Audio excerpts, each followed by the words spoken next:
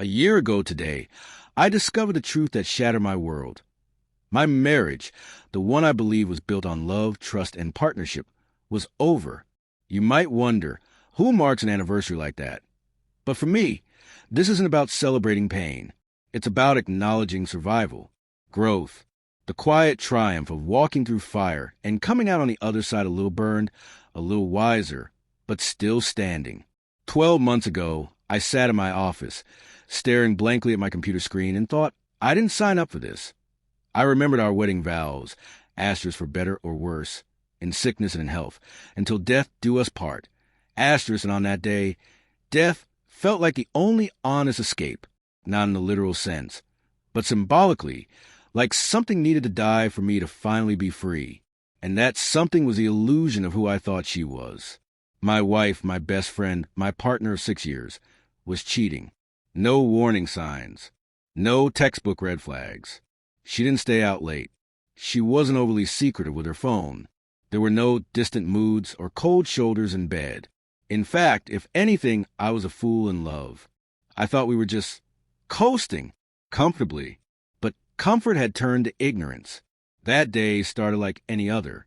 I had an unexpected visit with a client and left work around lunchtime. On a whim, I decided to treat myself to a fried fish sandwich, a simple pleasure from a small shop I loved. I was driving, happy, content, clueless, until I stopped at a red light and saw my wife's car. It wasn't where it should have been. It turned into the parking lot of a rundown motel. Tell no one, the sign said. My stomach turned. I followed at a distance, parked at a nearby gas station, and watched. She got out, walked up to her room, and entered without hesitation, like she had done it countless times before. I didn't burst through the door. I didn't confront her. I didn't scream or shout or catch her red-handed. I just watched, sat in my car for an hour, feeling the heat drain from my face as reality settled in, and then I drove home. Hollow, back at the office. I didn't work. I couldn't. I researched divorce law instead. Googled things like adultery and asset division and infidelity consequences. The legal system offered no comfort. Cheating or not, the rules were the same. Fair but not satisfying. I wanted justice. Or maybe vengeance. I didn't even know the guy's name. How could I make him pay when I didn't know who he was? But fate has a dark sense of humor. That night, while I was pretending not to know, she asked me what was wrong. Maybe she was paranoid. Maybe guilt was eating her. Maybe she couldn't connect her lies to the silence I gave her. I just shrugged and turned on the news. And then I saw it, a local bank robbery. A woman, one of the suspects, was briefly caught on camera, wearing a COVID mask.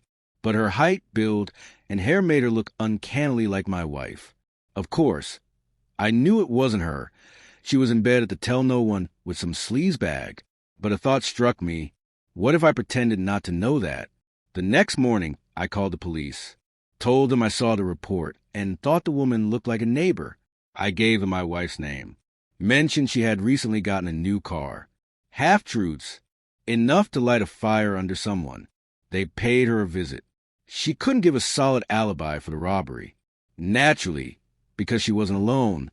She was too ashamed to say where she had been, or with whom. The police pressed her until she confessed everything, not just where she was, but why. She told them his name. That man, the one in the Lexus.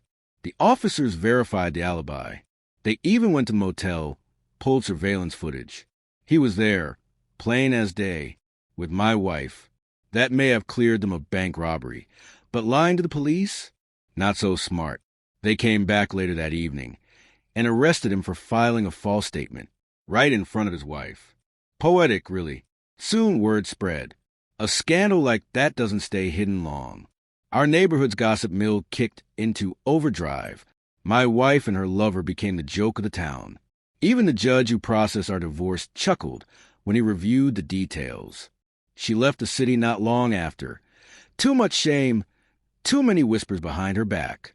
I don't know where she is now. I don't care. The divorce was finalized. She said all the right things. Apologies. Regrets. But there was nothing left to salvage. Trust doesn't grow back, once it's crushed like that. I cut ties with the friends who were actually hers, people who knew about the affair and said nothing. Doubled down on the ones who stood by me. I didn't date again right away. I gave myself time to breathe, to heal, to figure out who I was without the weight of betrayal pressing down on me. And then, about a month ago, I met someone. She's my age, also divorced. Her husband cheated too. We understand each other in ways words can't fully explain. We're taking it slow, no pressure, just honesty. We have a shared passion, finding the world's best bourbon. We call it our sacred mission. We sip, we laugh, we talk about everything and nothing. Tonight, she's with me, and we're going to raise a glass, not just to the end of something broken, but to the beginning of something better. Looking back, I sometimes wonder if all the effort to humiliate my ex was worth it. And the honest answer? Maybe not. The satisfaction didn't last. Revenge rarely does. But closure, that's another story. And while I wouldn't call it celebrating, I can say this. Tonight, I'll sit beside a woman who makes me feel seen and safe. And that's something worth toasting. To truth, to healing, and to never mistaking loyalty for weakness again.